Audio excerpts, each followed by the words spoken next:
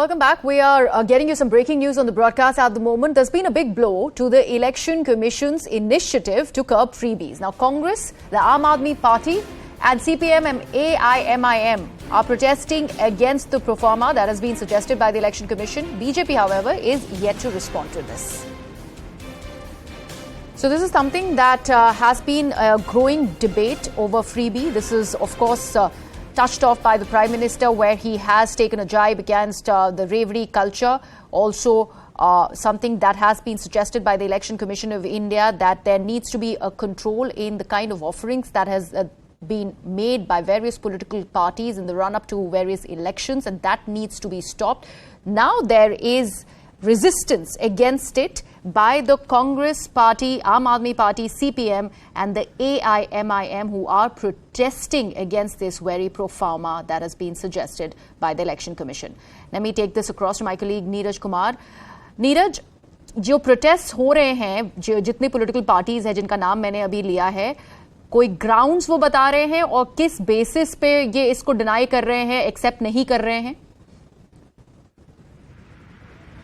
देखिए, अब तक जितनी पार्टियों का जवाब आया है उसमें अकाली दल को छोड़ दे तो तमाम राजनीतिक दलों ने चुनाव आयोग से कहा है कि इस मसले पे चुनाव आयोग को आगे नहीं बढ़ना चाहिए, क्योंकि प्रोफोर्मा का जो मसला है, जिस तरह से अगर आप कोई चुनावी वादा करते हैं और उसकी जानकारी आपको देनी होगी चुनाव आयोग को चुनाव के दौरान, तो इसको स्वीकार नहीं किया है राजनीतिक दलों ने। कांग्रेस, आम आदमी पार्टी, AIMIM, CPM और एक और पार्टी है जिसने विरोध किया है चुनाव आयोग के इस पहल का। चुनाव आयोग चाहता है कि वो आने वाले वक्त में जितने भी चुनाव हैं, अगर कोई चुनावी वादा किया जाता है तो राजनीतिक दलों को बताना होगा कि वो उस वादे को पूरा करने के लिए पैसे कहां से आएंगे, उसका प्रभाव राजकीय कोष पे क्या पड़ेगा, यानी एक्सचेकर पर क्या पड़ेगा। तीसरी अहम बात आपको बता दें कि अभी तक भारतीय जनता पार्टी का जवाब आना बाकी है।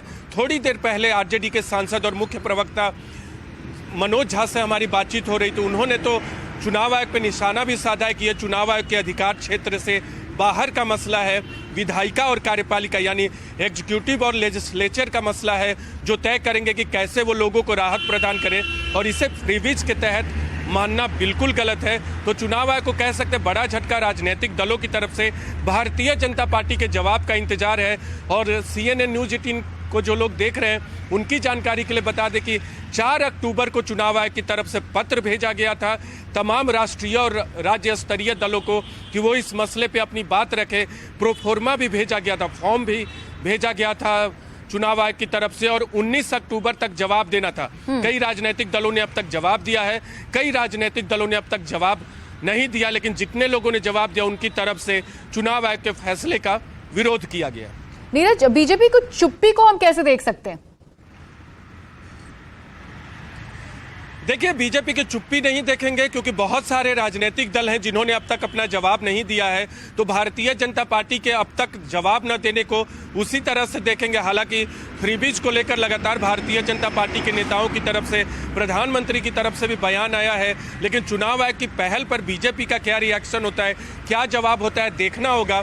और उसके बाद फिर अगर भारतीय जनता पार्टी की तरफ से कोई ऐसा जवाब आता है जो चुनाव आयोग के पहल के पक्ष में हो, तो बाकी पार्टियों को झटका जरूर लगेगा और राजनीतिक दल भी बट जाएंगे, लेकिन भारतीय जनता पार्टी का जवाब आना बाकी है। और इस बात की उम्मीद कम है कि भारतीय जनता पार्टी इस पूरे मसले पर सीधे तौर पे चुनाव आयोग की पहल के साथ होगी, क्योंकि जो फॉर्म तैयार किया गया है, जैसे बजट में जैसे कैग यानी CAG अपना फॉर्म तैयार करता है कि कहां से पैसा आएगा, कहां गया, इस तरह से जानकारियां देनी है चुनावी वादे को लेकर राजनीतिक दलों को, और राजनीतिक दलों को यह स्वीकार नहीं है।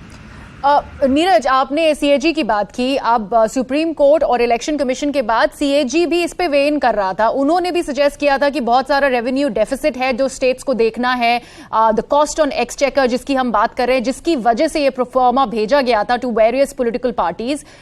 उसके बावजूद इस तरह का जो रेजिस्टेंस आ रहा है पार्टीज की तरफ से, उसके बाद क्या विकल्प रह जाएगा EC के पास?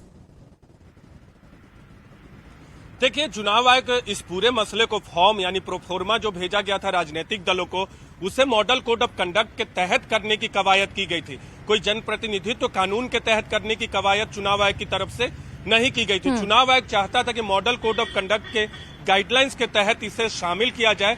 राजनीतिक दलों की जिम्मेदारी तय करना चाहता था चुनाव आयोग, लेकिन चुनाव आयोग का ये जो पहल है इसे राजनीतिक दल अपने अधिकार क्षेत्र में दखल मानते हैं। और राजनीतिक दलों का तो साफ कहना है कि अगर सरकार बनती है तो विधायिका और कार्यपालिका क्या करेंगे ये वो तय करेंगे, न कि चुनाव आयोग का ये अधिकार है। आरजेडी ने तो साफ साफ कहा है, उनके प्रवक्ता और सांसद मनोज झा ने साफ कहा है कि ये अधिकार क्षेत्र से बाहर है।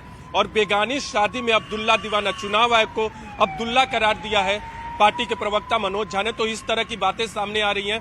पत्र भेज दिया गया है तमाम ज्यादातर राजनीतिक दलों की तरफ से, लेकिन बीजेपी और कुछ पार्टियां हैं जिनके जवाब का इंतजार चुनाव आयोग को है। लेकिन शुरुआती तौर पे जो अब तक जवाब आए हैं उससे चुनाव आयोग को झटका जरूर लगा। ऑलराइट।